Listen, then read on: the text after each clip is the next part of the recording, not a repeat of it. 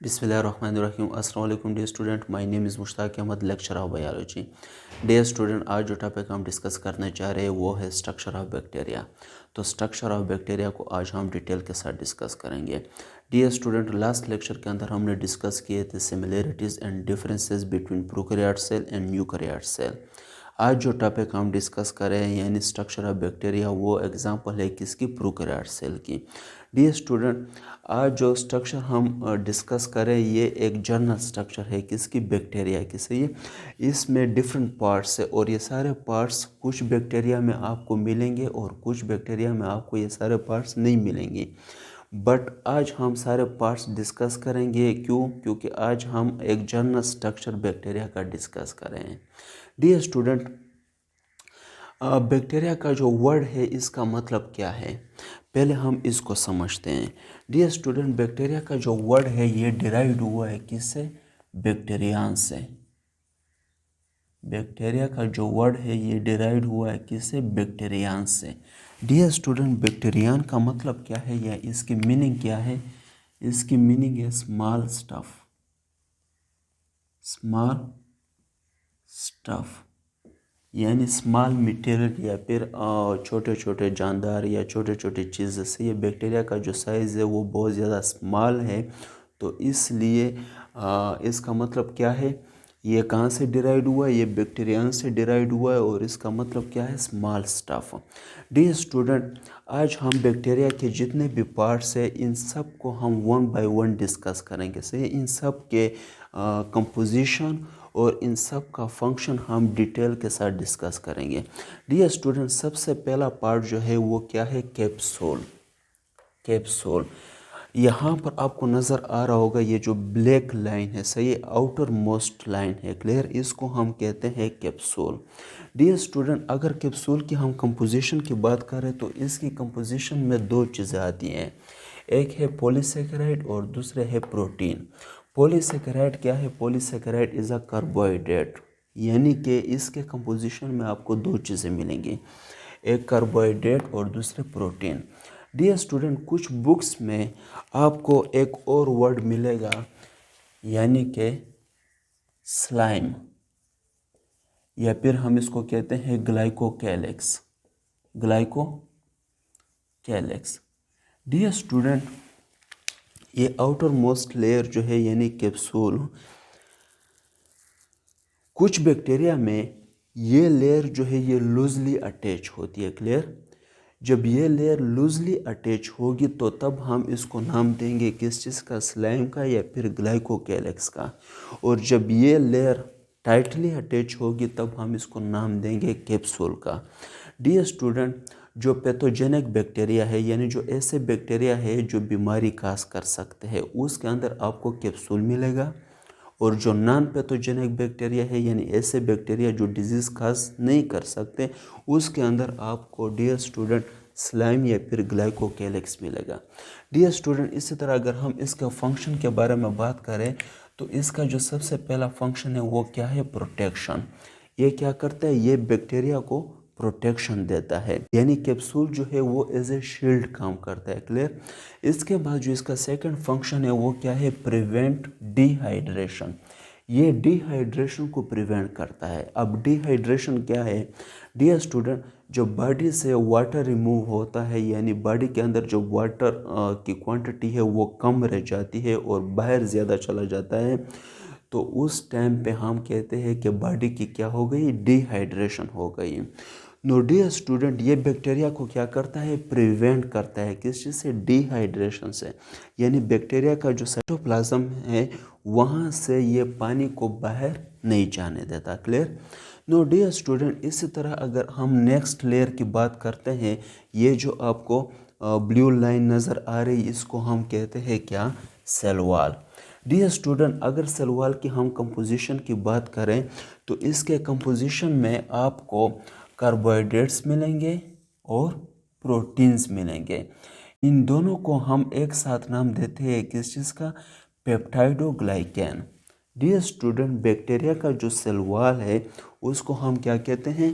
Peptidoglycan. और peptidoglycan की composition क्या है? Carbohydrates plus protein. Dear student, cell wall आपको प्लांट्स में भी मिलेंगे, क्लियर। प्लांट्स के जो सेल है वहाँ पर भी सेल वॉल प्रेजेंट है, बट उसकी कंपोजिशन सिर्फ आपको कार्बोहाइड्रेट्स मिलेंगे, सिर्फ आपको कार्बोहाइड्रेट्स मिलेंगे, यानी कि सेलुलोज। इसी तरह dear student, cell wall fungi में भी होता है, क्लियर। और फंजाई में जो सेल वॉल है उसको हम क्या कहते हैं, काइटन, और काइटन भी क्या है, कार्बोहाइड्रेट्स। तो इसका मतलब क्या हुआ, प्लांट्स और फंजाई के जो सेल वॉल है उसकी कंपोजिशन क्या है, carbohydrates. But dear student, bacteria का जो सेल वॉल है उसकी कंपोजिशन क्या है, कार्बोहाइड्रेट्स भी और प्रोटीन्स भी। डियर स्टूडेंट, यहाँ पर अगर हम डिटेल में बात करें तो डिटेल में जो सेल वॉल है उसको हम डिवाइड करते हैं, क्लियर। यानी जो बैक्टीरिया है उसको हम दो पार्ट्स में डिवाइड करते हैं, एक को हम कहते हैं ग्राम पॉजिटिव बैक्टीरिया और दूसरे को हम कहते हैं gram negative bacteria. Gram positive bacteria जो है उसमें जो सेल वॉल है वो थिक होता है, और ग्राम नेगेटिव में जो सेल वॉल है वो थिन होता है। बाकी डियर स्टूडेंट, इसका जो डिटेल है सेल वॉल का उसके ऊपर हम एक अलग लेक्चर रिकॉर्ड करेंगे। डियर स्टूडेंट, इसी तरह अगर हम सेल वॉल के फंक्शन की बात करें तो सेल वॉल क्या करता है, ये एक डेफिनेट शेप देता है, सही है। यानी ये बैक्टीरिया के सेल को एक प्रॉपर शेप देता है, क्लियर। और इसके अलावा जिसका दूसरा फंक्शन है वो क्या है, प्रोटेक्शन। और ये प्रोटेक्शन भी देता है, क्यों, क्योंकि ये आउटर मोस्ट बाउंड्री है, तो यहाँ से चीज़ें आसानी से नहीं जा सकती बैक्टीरिया के अंदर, क्लियर। और बैक्टीरिया को नुकसान नहीं पहुँचा सकती, क्लियर, क्योंकि ये आउटर मोस्ट बाउंड्री है। वैसे तो कैप्सूल भी प्रोटेक्शन देता है, लेकिन कैप्सूल के साथ जो है वो सेल वॉल भी प्रोटेक्शन देता है, और साथ में एक डेफिनेट शेप भी देता है, एक ख़ास शेप भी देता है। नो डियर स्टूडेंट, इसी तरह अगर नेक्स्ट हम बात करें तो नेक्स्ट क्या है, सेल मेम्ब्रेन। यहाँ पर आपको बिल्कुल अंदर की तरफ नज़र आएगी ये रेड लाइन जो है, सही है। ये रेड लाइन क्या है, ये सेल मेम्ब्रेन है। यानी सबसे पहले कैप्सूल है, फिर उसके बाद सेल वॉल है, और आखिर में क्या है, सेल मेम्ब्रेन है। डियर स्टूडेंट, सेल मेम्ब्रेन की अगर हम कंपोजिशन की बात करें तो सेल मेम्ब्रेन के अंदर आपको लिपिड भी मिलेगा, प्रोटीन भी मिलेगा, और कार्बोहाइड्रेट्स भी मिलेंगे। डियर स्टूडेंट, जिस तरह यूकैरियोट सेल होते हैं और वहाँ की जो सेल मेम्ब्रेन होते हैं तो बिल्कुल सिमिलर सेल मेम्ब्रेन प्रोकैरियोट्स में भी होती है, यानी बैक्टीरिया में। इसमें भी तीनों चीज़ें होती है, लिपिड्स भी होते हैं, कार्बोहाइड्रेट्स भी होते हैं, प्रोटीन्स भी होते हैं। डियर स्टूडेंट, फंक्शन की बात करें तो फंक्शन में सबसे पहला फंक्शन क्या है, ट्रांसपोर्ट ऑफ मटेरियल। ये मटेरियल की ट्रांसपोर्टेशन में हेल्प करते हैं, यानी कि डिफरेंट मॉलिक्यूल और आयंस को साइटोप्लाज्म से जब बाहर जाना होता है तो वो सेल मेम्ब्रेन के थ्रू ही जाते हैं। जिस तरह यूकैरियोट सेल में सेल मेम्ब्रेन जो है वो ट्रांसपोर्टेशन में हेल्प करती है, तो इसी तरह प्रोकैरियोट्स के अंदर भी सेल मेम्ब्रेन जो है वो ट्रांसपोर्टेशन में हेल्प करती है। डिफरेंट चीज़ें यानी मॉलिक्यूल्स, आयंस, डिफरेंट किस्म के सब्सटेंस का जब वो सेल के अंदर जाते हैं तो सेल मेम्ब्रेन इनको हेल्प करती है अंदर जाने में। इसी तरह जब वो सेल से बाहर आते हैं तो उनकी भी सेल मेम्ब्रेन हेल्प करती है। नो डियर स्टूडेंट, इसी तरह जो सेकंड फंक्शन है वो क्या है, production of energy. Dear student, ये बहुत ज़्यादा इम्पॉर्टेंट पॉइंट है और ये आपने याद रखना है। डियर स्टूडेंट, इस मेम्ब्रेन के अंदर आपको एक फोल्डिंग नज़र आएगी अंदर की तरफ से, ये जो आपको रिंग नज़र आ रहा है, क्लियर। ये फोल्डिंग जो है इसको हम कहते हैं mesosome, mesosome. Dear student, eukaryotes के अंदर जो एनर्जी की प्रोडक्शन होती है वो कहाँ पर होती है, वो माइटोकॉन्ड्रिया में होती है, क्लियर। बट इन प्रोकैरियोट्स यानी कि बैक्टीरिया, तो यहाँ पर माइटोकॉन्ड्रिया एब्सेंट है। अब यहाँ पर क्वेश्चन अराइज होता है कि प्रोकैरियोट सेल या बैक्टीरिया एनर्जी की प्रोडक्शन किस तरह करती हैं। डियर स्टूडेंट, सेल मेम्ब्रेन में आपको एक स्ट्रक्चर नज़र आएगा जिसको हम मेसोसोम कहते हैं, सही है। ये सेल मेम्ब्रेन की इनफोल्डिंग होती है, अंदर की तरफ से सेल मेम्ब्रेन फोल्ड होती है और एक स्ट्रक्चर बनाती है, उसको हम मेसोसोम कहते हैं। डियर स्टूडेंट, जिस तरह यूकैरियोट सेल के अंदर माइटोकॉन्ड्रिया एनर्जी की प्रोडक्शन करती है, इसी तरह प्रोकैरियोट्स के अंदर या बैक्टीरिया के अंदर जो मेसोसोम है वो एनर्जी की प्रोडक्शन करते हैं। यानी यहाँ पर मेटाबॉलिक रिएक्शंस होते हैं, यहाँ पर रिस्पायरेशन का प्रोसेस होता है और यहाँ पर एटीपी की प्रोडक्शन होती है। तो ये बात आपने याद रखनी है। डियर स्टूडेंट, इसी तरह अगर हम थर्ड फंक्शन की बात करें तो ये हेल्प करते हैं किस चीज़ में, सेल डिवीजन में प्लस डीएनए रिप्लिकेशन में। डियर स्टूडेंट, यूकैरियोट्स के अंदर अगर हम बात करें तो यूकैरियोट्स में एक प्रॉपर न्यूक्लियस होता है और वहाँ पर उसके अंदर डीएनए आरएनए ये सारे जेनेटिक मटेरियल होते हैं और वो सेल रिप्लिकेशन में और सेल डिवीजन में हेल्प करते हैं। बट डियर स्टूडेंट, प्रोकैरियोट्स में एक प्रॉपर न्यूक्लियस नहीं मिलेगा, सही है। तो यहाँ पर सेल मेम्ब्रेन जो है वो सेल डिवीजन में और सेल रिप्लिकेशन में हेल्प करती है। इसी तरह डियर स्टूडेंट, अगर हम नेक्स्ट बात करें किस चीज़ की, फ्लैजेला की, फ्लैजेला, तो यहाँ पर आपको एक लॉन्ग हेयर लाइक स्ट्रक्चर नज़र आएगा, सही है।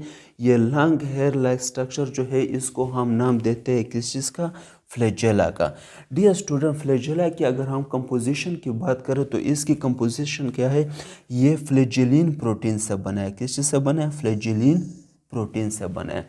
डियर स्टूडेंट, इसके अगर हम फंक्शन की बात करें तो इसका फंक्शन क्या है, हेल्प इन मोटेलिटी, ये मूवमेंट में हेल्प करता है। डियर स्टूडेंट, जब बैक्टीरिया वाटर में होती है और वाटर में मूवमेंट करती है तो वो इस स्ट्रक्चर के थ्रू जो है वो मूवमेंट करती है, क्लियर।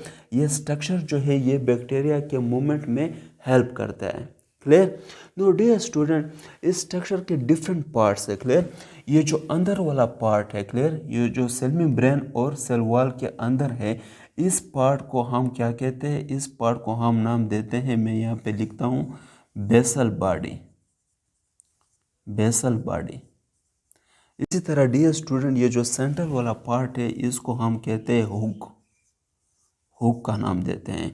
और इसी तरह जो टर्मिनल है यानी जो एंड वाला पार्ट है इसको हम नाम देते हैं किस चीज़ का, फिलामेंटस।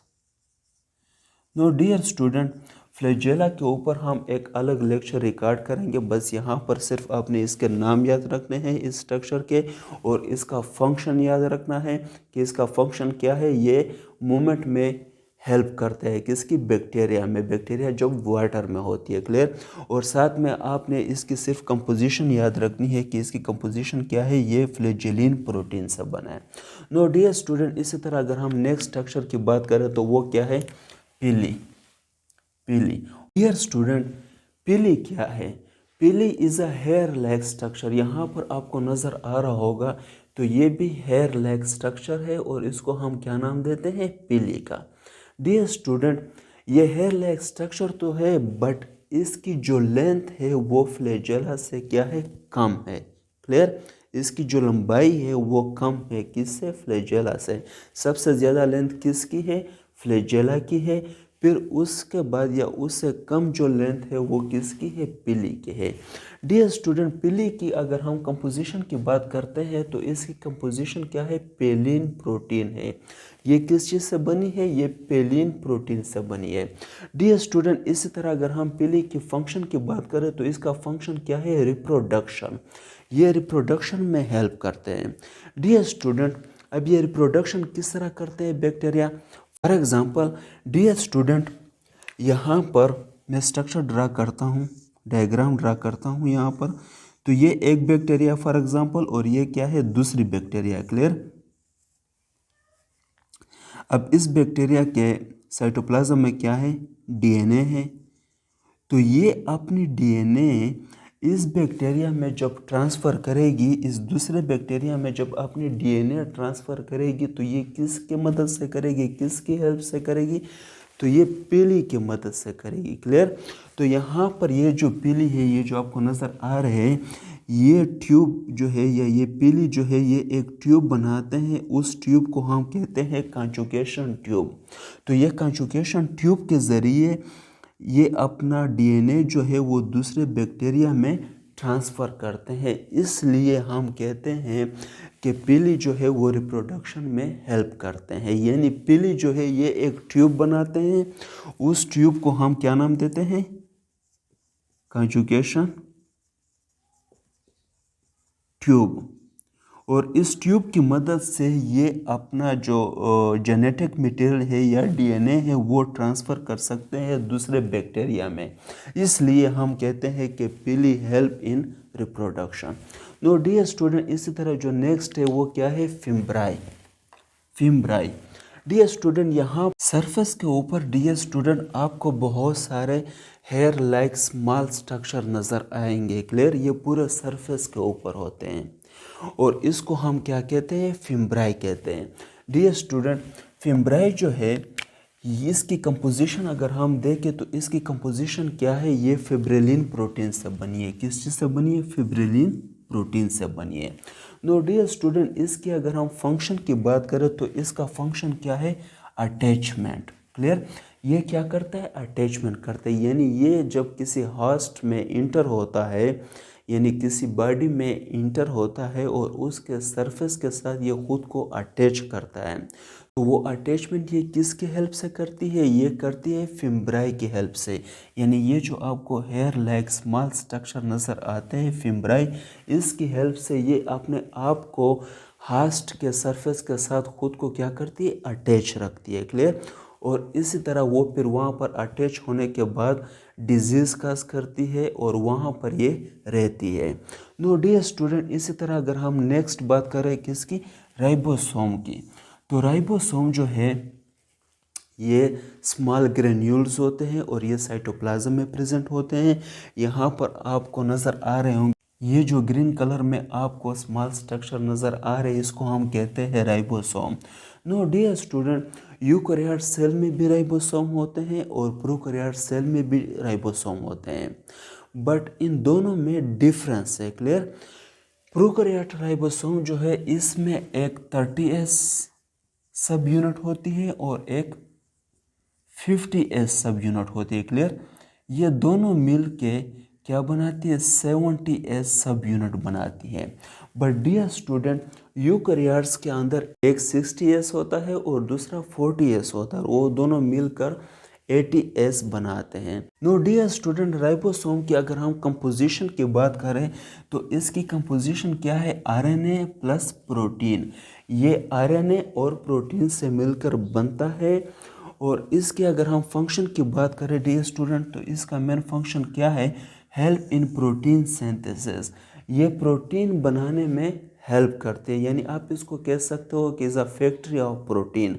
ये प्रोटीन की फैक्ट्री है। क्लियर? यहाँ पर ये क्या करती है? प्रोटीन की सिंथेसिस करती है। नो डियर स्टूडेंट, इसी तरह अगर हम नेक्स्ट बात करें तो नेक्स्ट क्या है? एंडोस्पोर। डियर स्टूडेंट, यहाँ पर आपको एक स्ट्रक्चर नज़र आएगा और इसको हमने क्या नाम दिया? एंडोस्पोर। अब एंडोस्पोर की अगर हम कंपोजिशन की बात करें तो इसकी कंपोजिशन क्या है? इसके अंदर कौन कौन सी चीज़ें होती है? इसके अंदर डियर स्टूडेंट आपको DNA मिलेगी, इसके अंदर आपको एंजाइम्स मिलेंगे और इसके साथ आपको प्रोटीन्स मिलेंगे। अब डियर स्टूडेंट, इस स्ट्रक्चर की अगर हम फंक्शन की बात करें तो इसका फंक्शन क्या है?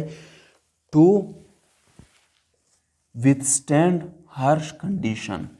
यानी कि जब हार्श इन्वायरमेंट होता है, जब अनफेवरेबल सिचुएशन होती है या अनफेवरेबल इन्वायरमेंट होता है, तब जो है ये अपना फंक्शन करता है। अब ये किस तरह करता है अनफेवरेबल कंडीशन में? डियर स्टूडेंट, जब अनफेवरेबल कंडीशन होता है तो बैक्टीरिया सेल के अंदर जो DNA आपको नज़र आ रही है, ये DNA इसके अंदर चली जाएगी। इस स्ट्रक्चर के अंदर ये DNA चली जाएगी। क्लियर?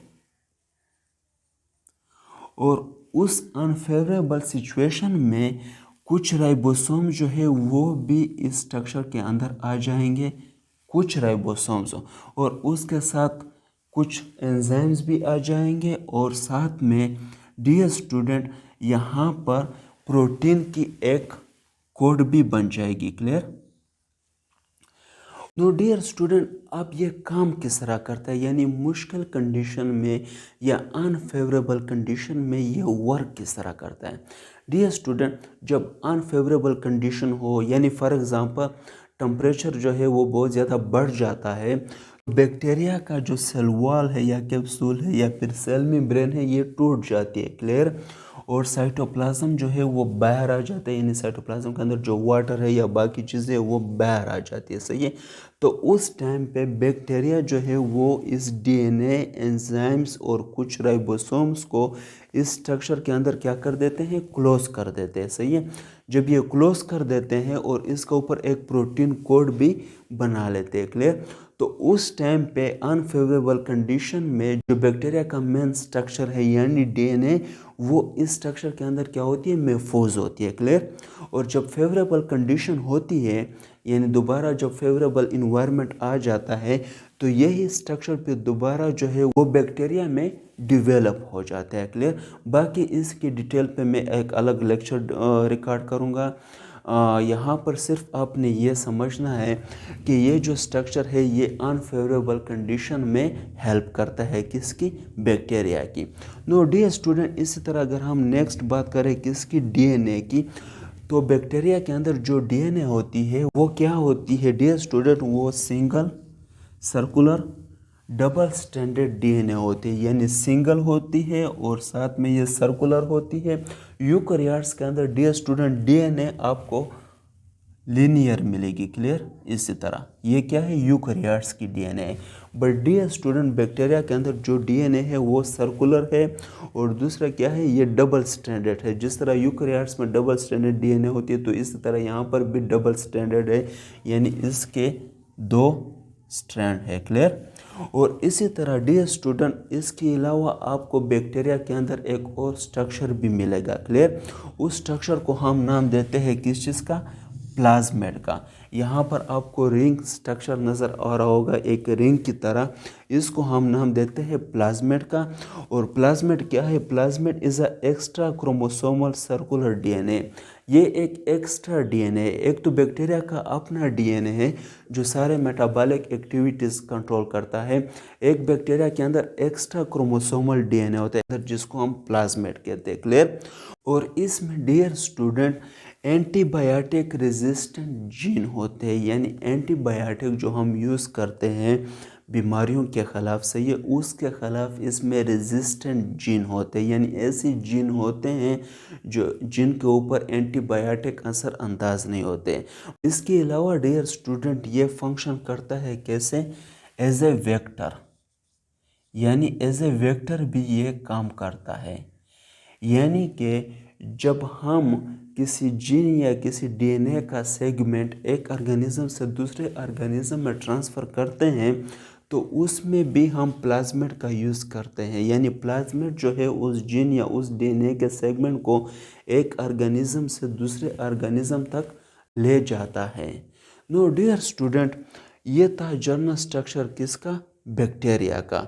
नो डियर स्टूडेंट, मुझे उम्मीद है कि आप सबको समझ आ गया होगा और अगर किसी का कोई क्वेश्चन है तो वो कमेंट में मुझसे पूछ सकते हैं, मैं दोबारा उस चीज़ को एक्सप्लेन करूँगा। Thank you very much.